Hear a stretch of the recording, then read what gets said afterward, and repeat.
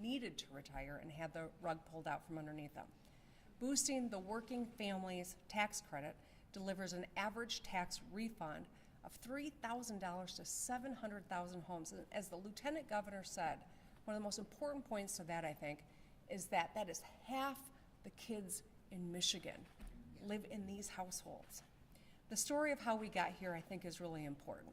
Back in 2011, seniors and hardworking Michiganders saw these changes, the rug ripped out from them, and the retirement tax was slapped on and the working family tax credit was slashed. I fought against that, but I was the Senate minority leader and was unable to keep it from happening. Our parents and grandparents who worked and saved and budgeted their whole lives had their retirement income taxed out of the blue. Hardworking families who were one paycheck away from going into poverty had a financial lifeline pulled away. And it was wrong then, and today we are in a position to make it right. The retirement tax impacted Michiganders like a man named Tim who wrote to us. He lives in Marquette. And I spoke about him in my last State of the State. He worked for 30 years as a state corrections officer. It's a difficult, demanding, hard, important line of work. He retired in 2006. He served his community, he saved, he did all the right things. But after the retirement tax was passed, he had to try to figure out how to make ends meet again. A senior who had to go back to work and figure out how to pay the bills. He's one of many stories that we have heard. Last year I spoke a bit about a couple from Jackson, Susan and Dick, both of whom taught for over 30 years in Branch and Hillsdale County before they retired in 2005 and 2006 respectively. They too had to go back to work to make ends meet because of a new tax that was placed that they never could have imagined. And now with high costs and inflation, it's just become that much harder on families like these. And the working family tax cut, or the working families tax credit, this will put more money back in people's pockets when they file their taxes this year. 700,000 households, 1 million children. So many parents wrote to my office over the years, from people from all over the state sharing their powerful stories about what a little extra help would mean for them. This is our opportunity to do right by the people of Michigan. This is an opportunity for us to show that the things we said we're going to do, we are going to get them done. As Speaker Tate said, there won't be a lot of surprises.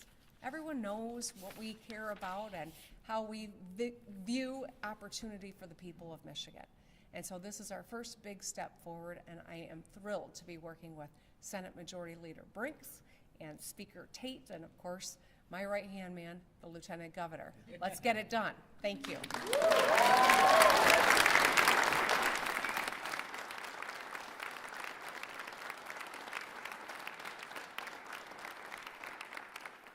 So Bobby has said we can open it up for a few questions. Obviously, you've got the two legislative leaders and the Lieutenant Governor and myself. So, Eric, why don't you kick us off?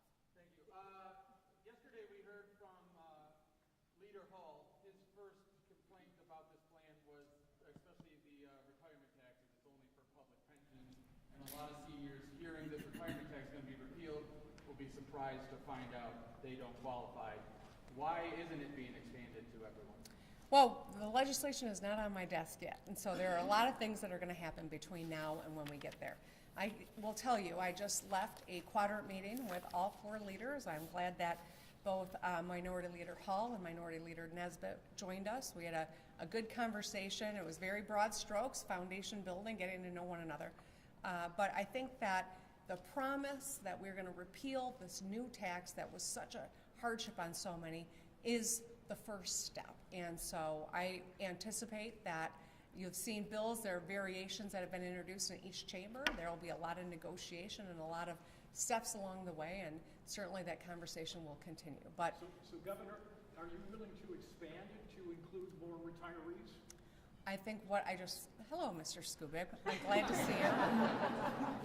Thank you for just volunteering before I acknowledged you. Not surprised. I'm just teasing you, Tim. No, what I just said is this. Listen, this is a process. The first moment of the process has begun. The legislature has introduced the bills. We are all focused on making sure that we help people who are struggling right now. And My goal has always been, from 2011, when I fought the former administration and all the Republicans who were leading in the legislature at the time, was repeal that act.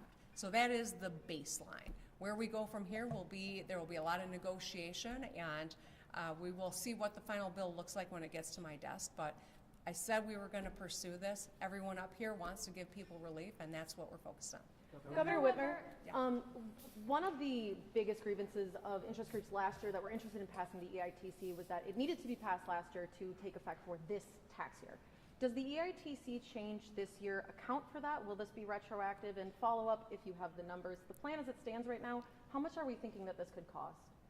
So as I mentioned in my remarks, we know that giving people additional support who are working, playing by the rules, and raising families and can't get ahead is our primary concern. So increasing the working family tax credit is an important way that we can get more money in people's pockets. I would be happy to have SBO follow up with you in terms of what that means in terms of the state budget, but I'll say this. For the last 4 years, we wrote and got budgets done on time. It wasn't always easy. We had a lot of things to navigate with the last legislature, but we did it. We also paid down $14 billion of state debt. We amassed a record rainy day fund, and in the midst of all the crises we had to confront, we got our credit rating upgraded and all of that. So we are in a strong financial position in order to be responsible and to make the investments we need to improve the quality of people's lives, and to give these strategic ways to help people who are struggling right now some breathing room in their budgets, and that's what this is all about. Governor, would you consider then applying this EITC credit expansion to tax year 2022? And you advocated for, raising it from 6% to 20%, which is the House GOP's plan this year, but the Democrats' plan is 30%. Which plan do you like more, and would you consider the GOP plan? I'm not going to pick my favorite child today. I'll tell you this. I'll tell you this. We are at the beginning. There's going to be a lot of negotiation. I come to the table open-minded, but solely focused on getting people relief as quickly as we can. That's going to drive my decision-making. I'm going to leave it to the legislature. They've got big jobs to do. They got to start committee hearings. There's a lot of work yet to do. There'll be a lot of negotiation, but we are kicking this off and telling the people of Michigan we are united in getting to the goal. Governor, does a triggered cut in the income tax by revenues, does that concern you, and how it could affect your plans? The House Fiscal Agency said today they expect the 2022 revenues are going to trigger a reduction in income tax to 4.05% for the 23 tax year. That's this year. It's premature to say that, actually, because we haven't even closed the books from last year. So there's a lot of work that has yet to be done.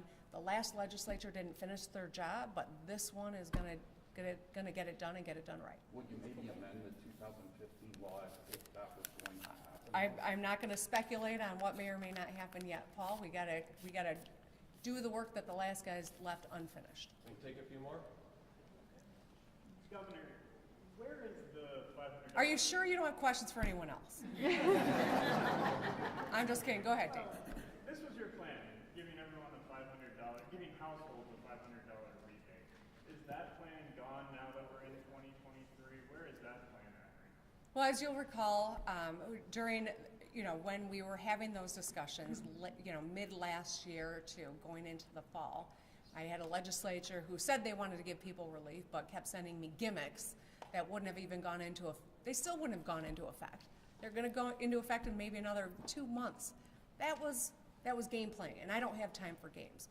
What this means, these policies are ways that we can really help Michiganders who are struggling right now, and that's why I think that this is a moment to be optimistic and be excited about where we are headed and to get it done so we can help people.